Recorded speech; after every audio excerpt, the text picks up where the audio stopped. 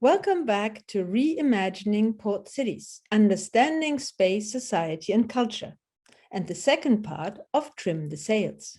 The petroleum revolution is an excellent example of how a global change, the introduction of a new cargo and fuel, changed ships, port facilities, and hinterland infrastructure, and how a new commodity transformed ports, cities, and landscapes.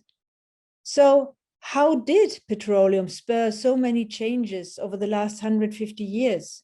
The changes started with industrial drilling, often in remote locations, which led to petroleum becoming both a new cargo and a new fuel. The industrial drilling of petroleum and the growing consumption of it, first for oil lamps, then for fuel and for different machines, led to changes on sea and land. Port facilities had to adapt to store the flammable liquid. After some early disasters, oil companies were required to build new storage sites and refineries away from the cores of the cities. To link sites of production and consumption that were dispersed around the world, new waterways emerged, and existing canals, like the Suez Canal, gained new importance as they shortened the time of trips between petroleum-producing countries in Asia and consumers in Europe. The construction of the SS Murex, the first tanker ship to be allowed through the Suez Canal, represents an iconic moment of change. The new ship, designed to carry petroleum and fueled by it, would promote the redevelopment of ports, cities, and hinterlands on the canal and around the world. The extensive change generated by the introduction of its evolving uses is captured in the following maps that show the transformation of the Randstad in the Netherlands.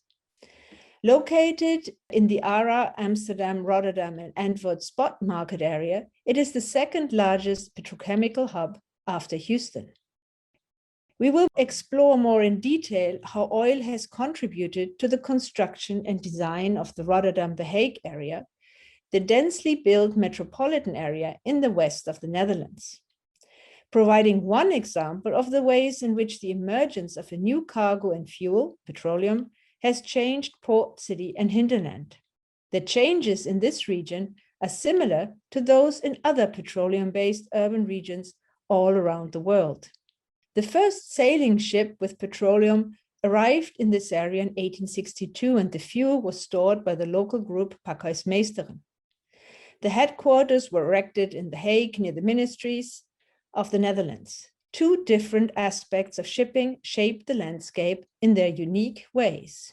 In close conjunction with the development of rail, road, and pipeline infrastructure, as shown in these maps. Beginning in 1910, when oil was used mainly for lighting, then in 1940, people started to use cars, which led to the growth of the petroleum infrastructure in the port, as well as the transformation of hinterland infrastructure and the emergence of gas stations in cities. And if we look at this map, having more gas stations in the rich areas of The Hague, near the ministries, than in the poorer working class areas of Rotterdam. By 1970, extensive port areas were dedicated to oil, and highways with associated gas stations had captured the rural areas. By 2000, petroleum facilities occupied large areas of the port of Rotterdam, and oil had become a prominent part of everyday urban and rural spaces. Its presence today generates multiple streams of finances, peoples, ideas, and imaginaries, all of which merit further exploration.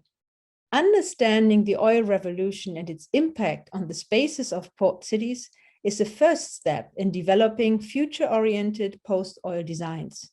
This proposal, developed by a group of master degree students at Delft University of Technology, stands as an example for the creative power of design.